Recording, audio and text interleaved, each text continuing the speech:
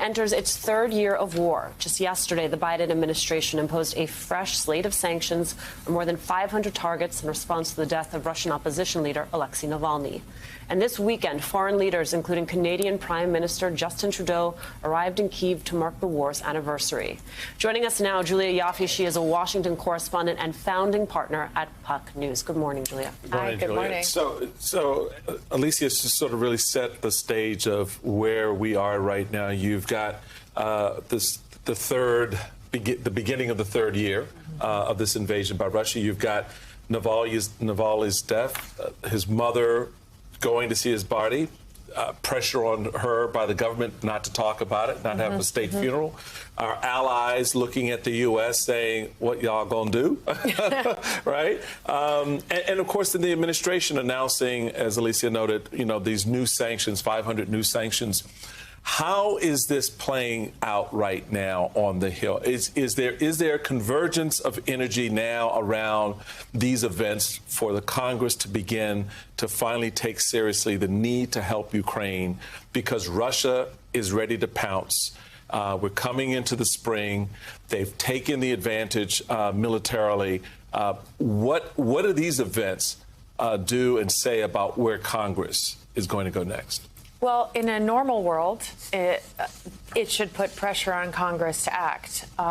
In the world we live in right now, you have CPAC happening across the river, where conservatives, led by Trump, are kind of solidifying the anti-Ukraine position of the Republican Party and the pro-Putin position, honestly, of the Republican Party. Putin has played this very ably by jumping right into our culture wars, saying that he's fighting gender-neutral bathrooms in Ukraine. I kid you not.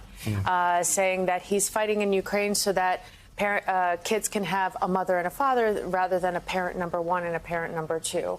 He is strengthening this ideological affinity between himself and the MAGA Republicans, and they're very much returning the favor. So it's unclear that this is ever going to pass.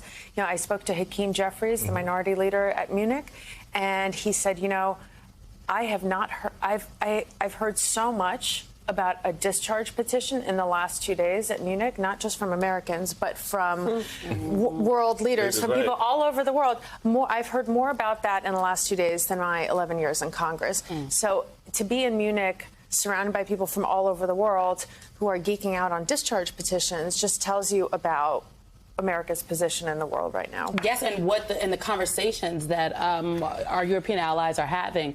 I was speaking with a European diplomat, and I asked him what are some of the measures you all are discussing if, in fact, the United States Congress does not come through, the Republicans don't do their job, and they noted that one of the measures could be that can the Europeans buy weapons from the United States and send them? But they don't, at that point in the conversation, they didn't think it was actually viable.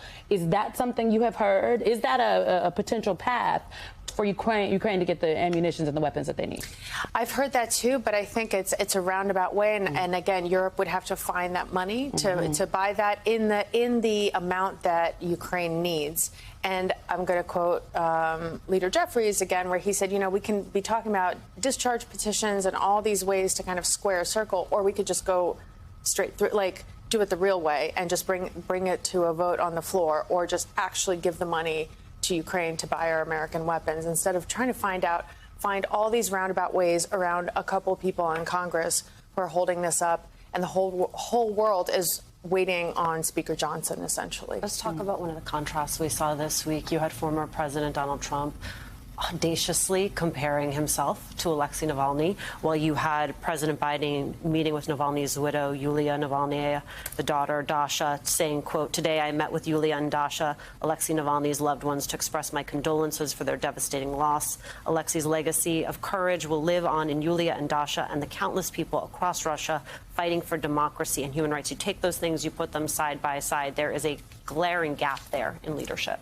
Yeah, I mean, one of the presidential contenders makes everything about himself, including daring to compare himself to somebody who's been fighting an authoritarian, now almost totalitarian regime for a good 15 years, at which point they've come after his family. Recall that Alexei Navalny's brother was jailed for 3 years back 10 years ago, when the state was still scared to put Alexei Navalny in jail for fear of street protests. So instead, they threw his brother in jail for 3 years. And he knew the whole time that his little brother was in jail just because of him.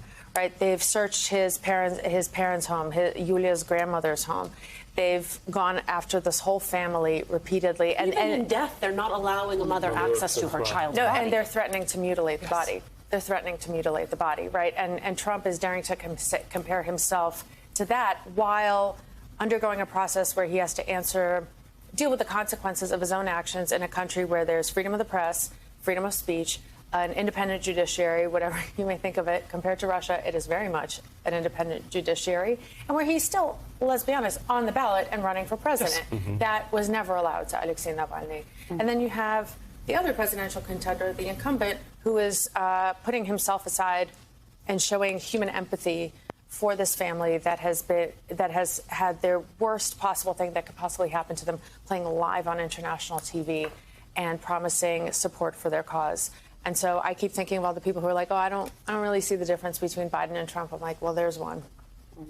How, on that point, how do we begin to change that conversation for the American people? Do you think the administration is in a better position now, given the events that we've talked about, to make that case to the American people?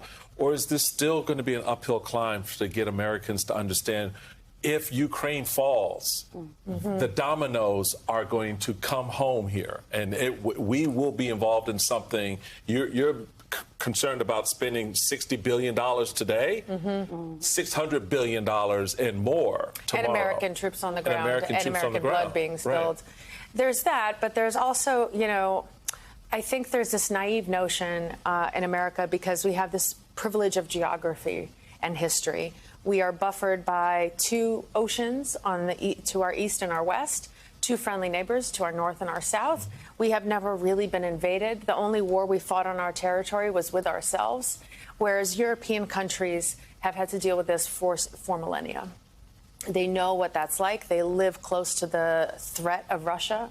A lot of Eastern European countries have lived under the totalitarian Soviet regime out of Moscow. They know. They don't need to be convinced. But a lot of Americans feel like, well, if we don't, and you have it both on the right and the left, that if we just stop, the world will be peaceful. And if we just stop, other people will stop. And I've heard the argument, well, we can't be the world's policeman. Fine, don't be the world's policeman, but guess what? It's not like nobody else wants to be the world's policeman. Yeah. China would love to be the world's policeman. Russia would love to be the world's policeman. And if you don't like how things are now, buckle up, because a world run by China and Russia is not going to be a world that you want to live in.